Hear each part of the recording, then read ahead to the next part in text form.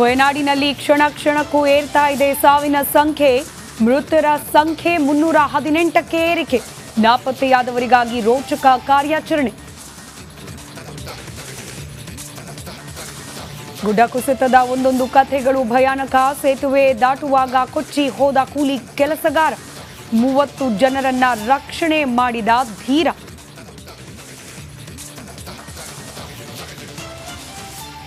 ಹುಬ್ಬಳ್ಳಿಯಲ್ಲಿ ಬೆಳ್ಳಂಬೆಳಗ್ಗೆ ಗುಂಡಿನ ಸದ್ದು. ದರೋಡೆಕೋರನ ಕಾಲಿಗೆ ಪೊಲೀಸರ ಗುಂಡೇಟು. ಆರೋಪಿ ಅರುಣ್ ಕಾಲಿಗೆ ಖಾಕಿ ಫೈರಿಂಗ್.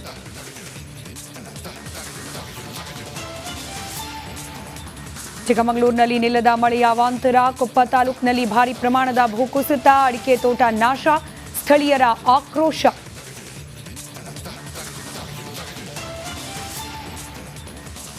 ಮಡಿಕೇರಿಯಲ್ಲಿ ಜೀಪಿಗೆ ಕೆಎಸ್ಆರ್ಟಿಸಿ ಬಸ್ ಡಿಕ್ಕಿ. ರಸ್ತೆ ಬದಿಯಲ್ಲೇ ಎಲೆಕ್ಟ್ರಿಕ್ ಬಸ್ ಪಲ್ಟಿ. ಪ್ರಾಣಾಪಾಯದಿಂದ ಪ್ರಯಾಣಿಕರು ಬಚಾವ್.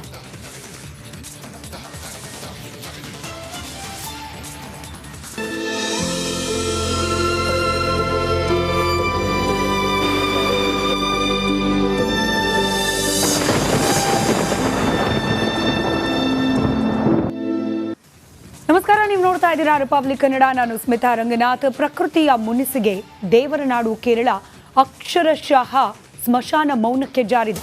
ಭೂಕುಸಿತದಿಂದಾಗಿ ಸಾವನ್ನಪ್ಪಿದವರ ಸಂಖ್ಯೆ 318ಕ್ಕೂ ಹೆಚ್ಚು ಅನ್ನೋದು ಇದೀಗ ಅಧಿಕೃತವಾಗಿ ವರದಿ ಲಭ್ಯವಾಗ್ತಾ ಇದೆ. ಮಣ್ಣಿನ ಅಡಿಯಲ್ಲಿ 200ಕ್ಕೂ ಅಧಿಕ ಮಂದಿ ಈ ಕ್ಷಣಕ್ಕೂ ಕೂಡ ಸಿಲುಕಿರುವ ಆತಂಕ. ಇವರಿಗಾಗಿ ಶೋಧ ಕಾರ್ಯ ಬೆಳಗ್ಗಿನಿಂದಲೇ ನಡೀತಾ ಇದೆ. ದುರಂತ ನಡೆದ ಸ್ಥಳದಿಂದಲೇ ರಿಪಬ್ಲಿಕ್ ಕನ್ನಡ ನಿರಂತರವಾಗಿ ಗ್ರೌಂಡ್ ರಿಪೋರ್ಟ್ ಅನ್ನ ನಿಮ್ಮವರೆಗೂ ತಲುಪಿಸ್ತಾ ಇದೆ.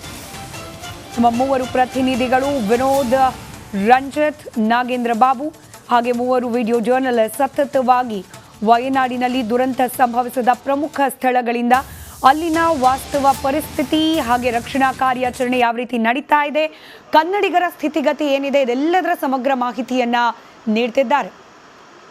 ನೇರ ಪ್ರಸಾರದ ದೃಶ್ಯವನ್ನ ಗಮನಿಸ್ತಾ ಇದ್ದೀರಿ. ಕೇರಳದ ವಯನಾಡಿನಿಂದ ರಕ್ಷಣಾ ಕಾರ್ಯಾಚರಣೆ, ಶೋಧ ಕಾರ್ಯ ನಡೆಸಲಾಗ್ತಾ ಇರೋದರ ನೇರ ಪ್ರಸಾರದ ದೃಶ್ಯಗಳು. ಬಂಡೆಗಲ್ಲುಗಳು ಆ ಕೆಸರಿನ ನಡುವೆನೆ ಕೊಚ್ಕೊಂಡು ಬಂದಿದೆ. ಎಷ್ಟೋ ಮಂದಿ ಈ ಮಣ್ಣಿನ ಅಡಿಯಲ್ಲಿ, ಈಗ ನೀವೇನು ಜನ ಓಡಾಡ್ತಿರೋದನ್ನು ಗಮನಿಸ್ತಿದ್ದೀರಿ, ಆ ರಕ್ಷಣಾ ಪಡೆಯವರು ಆ ಮಣ್ಣಿನ ಅಡಿಯಲ್ಲೇ ಎಷ್ಟೊಂದು ಜನ ಸಿಲುಕಾಕೊಂಡಿದ್ದಾರೆ ಅನ್ನೋದರ ಮಾಹಿತಿ ಇದೆ. ನೆನ್ನೆ ನಾವು ವಿಶೇಷವಾಗಿ ಥರ್ಮಲ್ ಸ್ಕ್ರೀನಿಂಗ್ ಬಗ್ಗೆ ಮಧ್ಯಾಹ್ನ 2 ಗಂಟೆ ಸುಮಾರಿಗೆ ತೋರಿಸಿದ್ವಿ. ಹೇಗೆ ವರ್ಕ್ ಆಗುತ್ತೆ, ಅದು ಮಣ್ಣಿನ ಅಡಿಯಲ್ಲಿ ಜನ ಇದ್ರೂ ಕೂಡ ಹೇಗೆ ಡಿಟೆಕ್ಟ್ ಮಾಡುತ್ತೆ, ಹೇಗೆ ಕಂಡು ಹಿಡಿಯುತ್ತೆ ಅಂತ ಹೇಳಿ ಆ ತಂತ್ರಜ್ಞಾನವನ್ನು ಕೂಡ ಬಳಸ್ಕೊಂಡು ಇದೀಗ ಮಣ್ಣಿನ ಅಡಿಯಲ್ಲಿ ಸಿಲುಕಾಕೊಂಡಿರುವವರನ್ನ ಹುಡುಕುವ ಪ್ರಯತ್ನ ಮಾಡಲಾಗ್ತಾ ಇದೆ. ಮಣ್ಣಿನ ಅಡಿಯಲ್ಲಿ ಸಿಲುಕಾಕೊಂಡಿರುವವರು ಬಹುತೇಕ ಬದುಕುಳಿದಿರುವ ಸಾಧ್ಯತೆಗಳು ಕಡಿಮೆನೆ. 3 ದಿನ ಆಗೋಯ್ತು. 3 ದಿನಗಳ ನಂತರವೂ ಕೂಡ ಜೀವಂತವಾಗಿ ಅವರನ್ನು ಹೊರ ತೆಗೆಯೋದು ಬಹಳ ಕಷ್ಟಕರ ಕೆಲಸವಾಗಿದೆ.